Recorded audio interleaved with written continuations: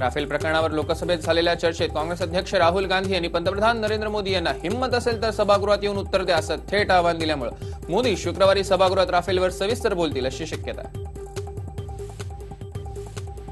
काँग्रेस अध्यक्ष राहुल गांधींनी गुरुवारी पुन्हा एकदा पंतप्रधान नरेंद्र मोदींवर हल्लाबोल करत बोचरी टीका केली। लोकसभेत राफेल डीलवरील चर्चेच्या वेळी पंतप्रधान मोदी उपस्थित नव्हते, त्यामुळे राफेलच्या प्रश्नांना सामोरं जाण्याऐवजी पंतप्रधान मोदींनी संसदेतून पळ काढल्याचा आरोप राहुल गांधी यांनी केला आहे।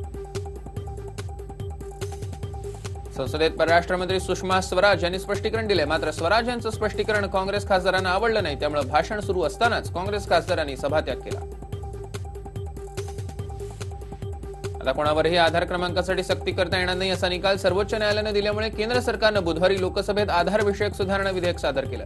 या विधेयकानुसार टेलिफोन कंपनी व बँकांना ग्राहकांचं स्वतःहून आधाराचं प्रमाणीकरण करता येईल। कोणावरही आधारच्या प्रमाणीकरणाची सक्ती करण्यात येणार नसल्याचं सरकारनं संसदेत स्पष्ट केलं। राम मंदिरावर आज सुप्रीम कोर्टात सुनावणी होणार आहे। गेल्या अनेक वर्षांपासून सुप्रीम कोर्टात राम जन्मभूमी वादावर खटला सुरू आहे। सर्वोच्च न्यायालय सुनावणीसाठी खंडपीठ तयार करण्यात असल्याची माहिती आहे। सीबीआय आणि भाजपच्या कार्यकर्त्यांमध्ये झालेल्या हाणामारीत 55 वर्षीय शबरीमाला कर्म समितीचे कार्यकर्ते पंडलम यांचा आज मृत्यू झाला। आंदोलनात मृत्यू झालेल्या पंडलम यांच्या घरावर शोककळा पसरली। अय्यप्पा मंदिरात 2 महिलांनी प्रवेश केल्यानंतर शबरीमाला परिसरात तणाव होता, त्यामुळे हिंदू संघटनांनी केरळ बंद केलं होतं। महिलांचा मंदिरात प्रवेश म्हणजे काळा दिवस असल्याचं हिंदू संघटनांनी सांगितलंय। काळा दिवस पाळून अनेक संघटना रस्त्यावर उतरल्या होत्या। केरळच्या शबरीमाला मंदिरात महिलांच्या प्रवेशावरून भाजप नेते व्ही मुरलीधरन यांनी गंभीर आरोप केले। हा प्रकार म्हणजे पूर्वनियोजित कारस्थान असल्याचं त्यांनी म्हटलंय। मंदिरात प्रवेश करणाऱ्या महिला नक्षलवादी असल्याचा आरोप मुरलीधरन यांनी केला। ये सारी घटना के बारे में एक जांच हो, इसके पीछे देशद्रोही ताकतों का जो साजिश है उसमें जो उनका जो रोल है उसके बारे में जांच होना चाहिए। उत्तर प्रदेशातील भाजप नेत्यांना पुन्हा भगवान राम आणि हनुमानाची जात काढली आहे। भगवान राम आणि हनुमान हे वैश्य जातीचे असल्याचं विधान उत्तर प्रदेशचे भाजप नेते विनीत शारदा यांनी सांगितलंय। देवांच्या जातीवरून भाजप नेत्यांची विधानं थांबत नसल्याचं पुन्हा एकदा समोर आलं। चारा घोटाळ्यात तुरुंगात असलेले लालू यादव यांच्या जामीन अर्जावर आज सुनावणी होणार आहे, त्यामुळे लालू यांना बेल मिळणार का याकडे सगळ्यांचंच लक्ष लागलंय। वय 71 वर्ष झाले, त्यामुळे शारीरिक त्रास होत असल्याचं कारण देत लालूंनी जामिनासाठी कोर्टात अर्ज केलाय।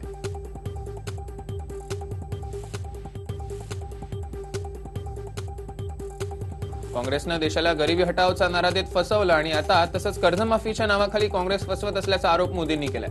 ते पंजाबच्या गुरुदासपूरमधील सभेत बोलत होते।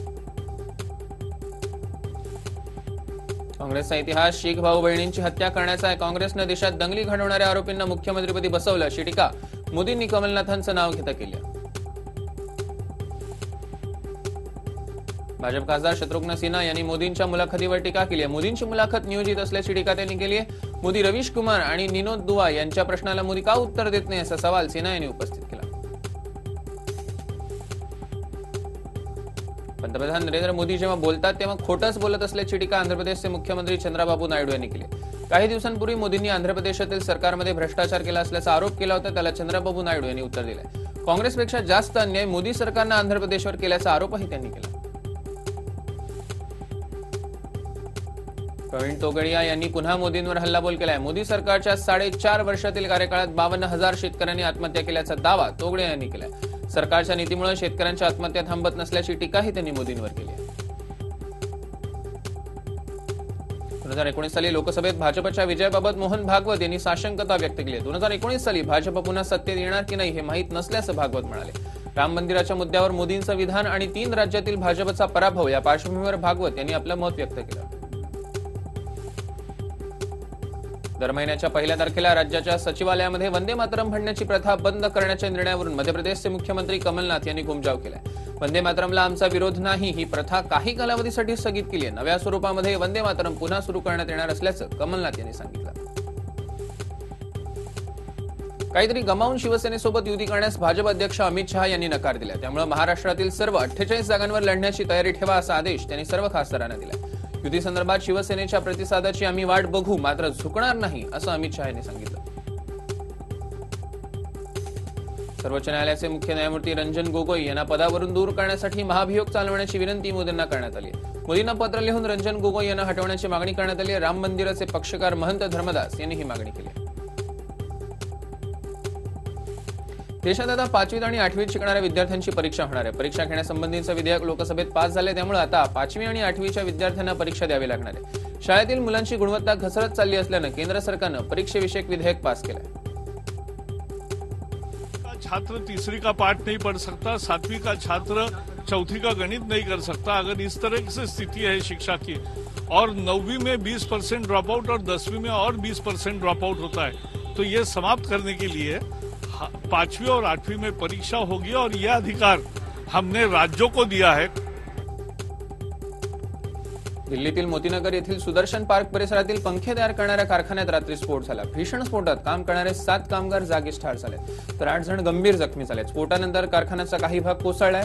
कारखान्याची इमारत 3 मजली आहे. जखमींना सरकारी रुग्णालयात दाखल करण्यात आले. मॅगीमध्ये शिसाचं प्रमाण अधिक असल्याचं समोर आलंय, त्यामुळे मॅगीच्या उत्पादनावर कारवाई होणार असल्याचं जवळपास निश्चित झालंय. सुप्रीम कोर्टानं मॅगीच्या उत्पादनावर कारवाई करण्यास मंजुरी दिली आहे, त्यामुळे आता मॅगीच उत्पादन करणाऱ्या नेस्ले इंडियावर काय कारवाई होते हे पाहावं लागणार आहे. जगभरातील टॉप 6 श्रीमंत गँगस्टर्सच्या यादीत दाऊद इब्राहिम याच्या नावाचा समावेश आहे. त्याच्याकडे तब्बल 670 कोटी रुपयांची संपत्ती आहे. सध्या दाऊद पाकिस्तानातील कराची शहरात असल्याची माहिती आहे. भारताचा मोस्ट वॉन्टेड दहशतवादी आहे दाऊद. उत्तराखंडमध्ये पुढील 3 दिवसात मोठ्या प्रमाणात पाऊस आणि बर्फवर्षाव होणार असल्याचा अंदाज हवामान खात्यानं वर्तवलाय. डोंगराळ भागात मोठ्या प्रमाणात पाऊस पडण्याचा अंदाज आहे. शनिवारी आणि रविवारी पाऊस पडण्याचा अंदाज आहे, त्यामुळे लोकांनी सतर्क राहण्याची गरज आहे. दिल्लीत प्रचंड प्रमाणात धुकं पसरलंय. धोक्यामुळे पुढील काहीच दिसत नसल्याने त्याचा वाहतुकीवर मोठा परिणाम होतोय. त्यामुळे दिल्लीतून सुटणाऱ्या 55 रेल्वे गाड्या रद्द करण्यात आल्या, तर अनेक गाड्यांचे मार्ग बदलण्यात आलेत. हवाई सेवाही प्रभावित झाल्याची माहिती आहे. जम्मू काश्मीरच्या पुलवामा जिल्ह्यात गुरुवारी झालेल्या चकमकीत 3 दहशतवाद्यांना सुरक्षा दलांनी कंठस्नान घातलं. या चकमकीत 3 जवान जखमी झालेत. मृत्यू झालेल्यांपैकी एक दहशतवादी हा जैश ए मोहम्मदशी संबंधित होता, तर अन्य 2 जण हिजबुल मुजाहिद्दीन या दहशतवादी संघटनेशी संबंधित होते. भारतीय सेनेनं आता अत्याधुनिकतेकडे पाऊल टाकण्यास सुरुवात केली आहे, कारण भारतीय सेना आता A1 तंत्रज्ञान युक्त असणार आहे. संरक्षण मंत्रालयानं याची माहिती दिली, त्यामुळे भारतीय सैन्याची ताकद आणखीनच वाढणार आहे. भारताच्या महत्वाकांक्षी चांद्रयान 2 मोहिमेला पुन्हा एकदा विलंब झालाय. काल होणाऱ्या चांद्रयान 2 मोहिमेचं प्रक्षेपण पुढे ढकलण्यात आलंय. पुढील महिन्यात मोहिमेचं प्रक्षेपण होणार असल्याची माहिती इस्रोकडून देण्यात आली आहे. याआधी 2016 आणि 2018 साली चांद्रयान मोहीम पुढे ढकलण्यात आली होती. रिझर्व्ह बँक ऑफ इंडियानं 2000 रुपयांच्या नोटा छापण्याचं प्रमाण कमी केलेलं आहे. अर्थ मंत्रालयातील एका अधिकाऱ्याने या संदर्भातील माहिती दिली.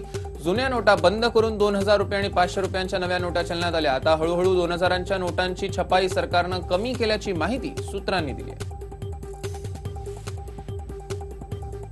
रेल्वेच्या प्रवाशांना नववर्षात अजून एक आनंदाची बातमी. आता तिकीट रिझर्वेशन करताना तुम्हाला तुमची सीट निवडता येणार आहे. लवकरच रेल्वेकडून तशी सुविधा पुरवण्यात येणार आहे, त्यामुळे तुम्ही तुमची सीट निवडू शकणार आहात. विमानातील प्रवाशांना मिळणारी सुविधा आता रेल्वे प्रवाशांना सुद्धा मिळणार आहे. सध्या लग्नाची एक पत्रिका चांगल्याच चर्चेचा विषय ठरते. लग्नाच्या पत्रिकेत गिफ्ट आणू नका, मात्र मोदींना मतदान करा असं लिहिण्यात आलंय. त्यामुळे या पत्रिकेची सध्या चांगलीच चर्चा होते. मोदींनी पुन्हा पंतप्रधानपदी बसवण्याचं आवाहनच लग्न पत्रिकेतनं करण्यात आलंय.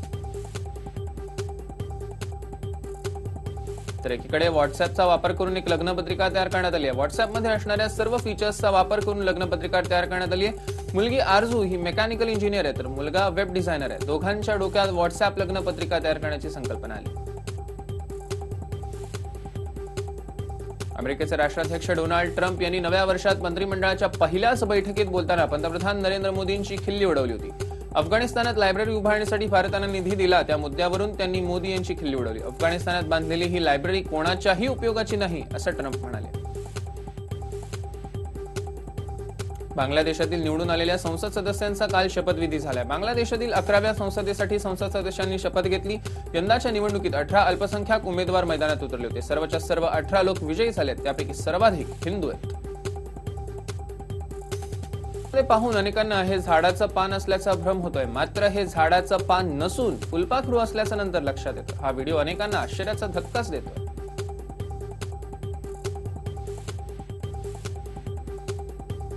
भारतीय क्रिकेटमधील असंख्य क्रिकेटपटू आणि प्रशिक्षक घडवणारे प्रशिक्षक रमाकांत आचरेकर यांचं शासकीय इतमामात अंत्यसंस्कार न झाल्यामुळे क्रीडा विश्वातून संताप व्यक्त होतोय। आचरेकरांना 2010 साली पद्मश्री पुरस्कारानं गौरवण्यात आलं, त्यामुळे त्यांच्यावर शासकीय इतमामात अंत्यसंस्कार होणं गरजेचं होतं। मात्र तसं न झाल्यानं शिवसेनेचे संजय राऊत यांनी नाराजी व्यक्त केली। काल टीम इंडिया काळ्या पट्ट्या घालून मैदानात उतरल्याचं पाहायला मिळालंय। काळ्या पट्ट्या बांधून टीम इंडियानं आचरेकर सरांना आदरांजली वाहिली आहे। बीसीसीआयनं या संदर्भातलं ट्विट केलं। भारतानं चौथ्या आणि अखेरच्या कसोटीत ऑस्ट्रेलियाच्या गोलंदाजांची चेतेश्वर पुजारानं चांगलीच धुलाई केली। पुजाराची सध्या डबल सेंचुरीकडे वाटचाल सुरू आहे। सध्या भारताची स्थिती मजबूत दिसते। भारताच्या 5 बाद 400च्या वर धावा झाल्या।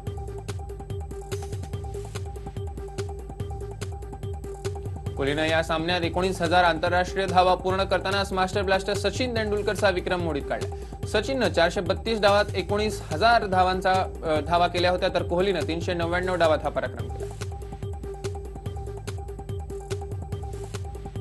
प्रो कबड्डीच्या 6व्या पर्वात अंतिम फेरीत गुजरात फॉर्च्यून जायंट आणि बंगळुरू बुल्स या दोन संघांमध्ये सामना रंगणार आहे। मुंबईच्या एनसीसीआय मैदानात झालेल्या उपांत्य फेरीच्या सामन्यात गुजरात फॉर्च्यून जायंट संघानं यूपी योद्धा संघावर 38-31 मात करत अंतिम फेरीचं तिकीट मिळवलंय।